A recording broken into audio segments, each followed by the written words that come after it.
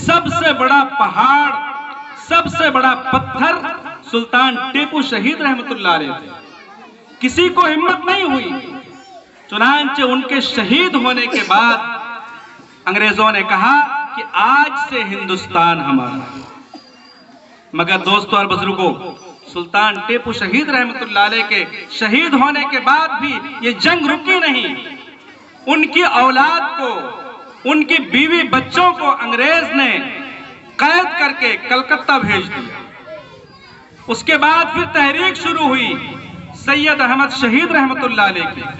और जब कलकत्ता उनका काफिला पहुंचा सैयद अहमद शहीद रहमतुल्लाह अलैह का, तो सुल्तान टीपू शहीद रहमतुल्लाह अलैह की औलाद और उनकी बीवी उनसे मिली, सैयद अहमद शहीद रहमतुल्लाह अलैह से उनसे बैत हुए। उसके बाद फिर वो तहरीक और शुरू हुई। लंबी कहानी। 1799 में तो वो जंग हुई। उसके बाद फिर 1803 में शाह अब्दुल अजीज रहमतुल्लाह अलैह ने फतवा दिया। उसके बाद फिर सैयद अहमद शहीद रहमतुल्लाह अलैह, इसी तरह से शाह इस्माइल शहीद रहमतुल्लाह अलैह और दूसरे जो शाह अब्दुल अजीज रहमतुल्लाह अलैह के मुरीदीन थे, उन लोगों ने ये जंग जारी रखी। फिर 1831 ईस्वी में 1831 ईस्वी में बालाकोट के मैदान में सैयद अहमद शहीद रहमतुल्लाह अलैह को उनके साथियों के साथ शहीद कर दिया गया। मगर ये जंग रुकी नहीं। जो लोग सैयद अहमद शहीद रहमतुल्लाह अलैह के शहीद हो जाने के बाद बिखर गए थे, बिछड़ गए थे, वो फिर आपस में जमा हुए और फिर मंसूबाबंदी होते होते 1857 में 11 मई का दिन मुकर्रर हुआ था और ये तय किया गया था अंग्रेज हिंदुस्तान में सिर्फ 2 लाख थे। जो बड़े बड़े ओहदे हैं, जैसे डीएम है, कलेक्टर है और इसी तरह से डिप्टी है, और जो बड़े बड़े ओहदे थे, उन ओहदों पर अंग्रेज अपने लोगों को तय करते थे। बाकी जो फौज है, पुलिस है और नीचे दर्जे के जो ओहदे हैं, वो हिंदुस्तानियों को देते थे। तो प्लान ये बना था कि 11 मई 1857 को एकदम से अंग्रेजों पर हमला करके उनको खत्म कर दिया जाए। ये प्लान था और अगर ये प्लान कामयाब हो जाता था तो 1857 ही में ये मुल्क आजाद हो चुका होता। लेकिन ये प्लान फेल हो गया। किस तरह से ये प्लान फेल हुआ? बंगाल में एक रेजिमेंट था, फौज की जो टुकड़ी होती है, उसमें एक पुरजोश नौजवान था मंगल पांडे। अंग्रेजों ने हिंदू मुस्लिम फसादात के लिए, हिंदुओं के जज्बात को भी भड़काने के लिए, मुसलमानों के जज्बात को भी भड़काने के लिए एक निहायत ही गलत हरकत की। जो कारतूस है बंदूक के, उसमें प्लास्टिक चढ़ाया और उस प्लास्टिक में सूअर और गाय की चर्बी मिली और वो ऐसे कारतूस थे कि उनको दांत से तोड़ना पड़ता था, खोलना पड़ता था। जब ये हरकत अंग्रेजों की इन लोगों को मालूम हुई तो मंगल पांडे को जोश आ गया और उसने इनकार कर दिया। फौज में बगावत हो गई और फिर जितने भी अंग्रेज मिले सबको कत्ल करते चले गए। और वो मंसूबा जो 11 मई को पूरा होना था 1857 में, वो तकरीबन 2-2.5 महीना पहले ही भ्रष्ट हो गए। अंग्रेज चौकन्ना हो गए और जो हिंदुस्तानी फौज, पुलिस वगैरह थे, उन लोगों ने दिल्ली की तरफ मार्च किया। यह मैं सरसरी आपको थोड़ा थोड़ा बता रहा हूं ताकि आपके जहन में एक खाका आ जाए। लेकिन चूंकि मंसूबा नाकाम हो गया था, उधर फौज तेजी के साथ दिल्ली की तरफ बढ़ रही थी। उस वक्त औरंगजेब आलमगीर रहमतुल्लाह अलैह के जानशीन, उन्हीं के औलाद में से बहादुर शाह जफर तख्त पे वो बैठे हुए थे। चुनांचे ये फौज मार्च करने लगी उधर। सुबह का वक्त था जब ये फौज दिल्ली पहुंची है। बहादुर शाह जफर उस वक्त जिक्र वगैरह कर रहे थे, औराद वज़ाइफ में मसरूफ थे। उन्होंने कहा कि ये शोर कैसा है? तो लोगों ने कहा कि सरकारी फौज बगावत करके दिल्ली आ रही है। समझाया बुझाया गया, लेकिन लोग माने नहीं।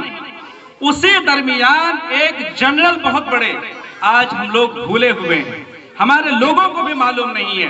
मेरी माओ और बहनों, अपने बच्चों को भी बताइए, अपने लोगों को बताइए। उस वक्त जनरल बख्त थे। जनरल बख्त का नाम नहीं आता है, ये बड़ी मजलूमियत की बात है। जनरल बख्त ने फौज की कमान संभाली और ऐसी पोजीशन आ गई थी कि 1857 में जो 11 मई का प्लान फेल हुआ था, लेकिन जनरल बख्त ने अपनी कार्रवाई के जरिए से वो उम्मीद फिर जगा दी थी। चुनांचे जिस महाज पे भी जाते थे, अंग्रेजों को शिकस्त देकर आते थे, अंग्रेज हार जाते थे और अब उम्मीद बन चुकी थी कि फिर हिंदुस्तानी जीत रहे हैं और अंग्रेज हार रहे हैं। लेकिन इस घर को आग लग गई घर के चिराग से। बेवजह तो नहीं है चमन की तबाहियां, बेवजह तो नहीं है चमन की तबाहियां। इस बाग को आग लग गई घर के चिराग से। कुछ बाग है बर्क़ और शरर से मिले, बेवजह तो नहीं है चमन की तबाहियां। कुछ बाग हैं बर्क़ और शरर से मिले। लेकिन इस बहादुर शाह जफर के बाद शहजादों ने जो अंग्रेज के फत्ते चढ़ गए थे, उनकी साजिश के शिकार हो गए और जनरल बख्त खान के बारे में यह मशहूर किया जाने लगा कि यह खुद तख्त पर कब्जा करना चाहता है। इस तरह से फूट पड़ गई और जनरल बख्त खान वहां से चले गए। ये जंग रुकी नहीं। 1857 के बाद अंग्रेज बिल्कुल पागल कुत्तों की तरह से पागल हो गए। एक तो आम कुत्ता होता है, हम लोग बोलते हैं ना बिलाती कुत्ता, तो अंग्रेज तो कुत्ते थे ही, लेकिन 1857 के बाद जिसको उन्होंने गदर कहा, गदर के माने बेवफाई, गद्दारी। हिंदुस्तानियों ने गद्दारी नहीं की थी, गद्दारी तो अंग्रेजों ने की थी। गद्दारी तो वो लोगों ने की थी जो आज हुकूमत में बैठे हुए हैं। ये मोदी, ये अमित शाह और जितने भी लोग हैं, इन लोगों का बायोडाटा जब तलाश किया जाता है तो अंग्रेजों से जाकर मिलता है। इन लोगों ने अंग्रेजों की जासूसी की थी, अंग्रेजों की मुखबिरी की थी। इसलिए मैं ये कहता हूं कि वो विदेशी अंग्रेज थे, ये देसी अंग्रेज थे। और जिस तरह से हम लोगों ने विदेशी अंग्रेजों के खिलाफ जंग की थी, हम ये जंग देसी अंग्रेजों के खिलाफ भी लड़ेंगे। हम लड़ेंगे और आखिरी खून के कतरे तक लड़ेंगे। मेरे दोस्तों और बुजुर्गों, 1857 के बाद बड़ी दुख भरी कहानी है। लाखों लाख लोगों को उजाड़ दिया गया। अंग्रेज मुअर्रिख खुद कहते हैं, अंग्रेज मुअर्रिख खुद कहते हैं, लॉर्ड मैकाले और जो दूसरे मुअर्रिखीन हैं, वो कहते हैं कि जितनी भी आबादी हमको मिली, हमने उनको नहीं छोड़ा। लाखों लाख लोग शहीद कर दिए गए। कोई जुर्म नहीं, कोई कसूर नहीं, बस हिंदुस्तानी होना उनके लिए काफी है। हिंदुस्तानी है, बस वो गद्दार, उनको मार डालना है। उसके बाद जब लाखों लोगों को सिर्फ उस 1857 के मौके पे बताते हैं 5 से 6 लाख लोगों को मारा उन्होंने। उससे पहले कहत साली पैदा करके 4 करोड़ बल्कि 4.5 करोड़ लोगों को उन्होंने खत्म किया है हिंदुस्तानियों। ये कम लोगों को मालूम है। बहरहाल 1857 में जब ये तहरीक एक तरह से नाकाम हो गई और अंग्रेजों ने जगह जगह कत्ल खून का बाजार गर्म किया, तो उनके समझ में एक बात आई। उन्होंने सोचा कि जब तक ये हिंदुस्तानी रहेंगे, ये मुसलमान रहेंगे या हिंदू रहेंगे, उस वक्त तक हम इन पर राज नहीं कर सकते। तो उन्होंने क्या मंसूबा बनाया? उन्होंने ये सोचा कि हम इन लोगों को अंग्रेज बना लेते हैं, ईसाई बना लेते हैं इन लोगों को, और जब ये ईसाई बन जाएंगे तो फिर हमारे खिलाफ नहीं होंगे। उसके बाद फिर क्या किया उन लोगों ने? इंग्लिस्तान से छटे हुए बदमाश गुंडों को यहां पर लाना शुरू किया, पॉप और पादरियों को यहां पर लाना शुरू किया। अब वो जगह जगह मुनाजरा करते थे और ये बताते थे कि हिंदू मजहब गलत है, मुसलमान गलत है, ईसाईयत ही सही है। आम लोगों को जब ये मालूम होता था कि ये तो गलत है और जो अंग्रेज कह रहे यही सही है, तो वो ईसाई हो जाते थे। ऐसे मौके पे जंग आजादी का तरीका बदल दिया गया। हमारे जो उलमा थे उन लोगों ने अंग्रेजों से मुनाजरा करना शुरू किया। इस मौके पे एक अहम नाम आता है, हजरत मौलाना रहमतुल्लाह कैरानवी। आज आज़ादी की तकरीरों में, 15 अगस्त की तकरीरों में, 26 जनवरी की तकरीरों में इन हजरात का नाम नहीं आता है। मौलाना रहमतुल्लाह कैरानवी और उनके साथ डॉक्टर वजीर खान, इन लोगों ने जगह जगह अंग्रेजों से मुनाजरा करना शुरू कर दिया। उस मौके पे एक अंग्रेजों का बहुत बड़ा पादरी था जिसका नाम था पादरी फंडर। अंग्रेजी में माहिर, फारसी में माहिर, अरबी में माहिर, मंतिक, फलसफा वगैरह सब कुछ जानता था। बड़ा काबिल आदमी था। वो मुनाजरा किया करता था।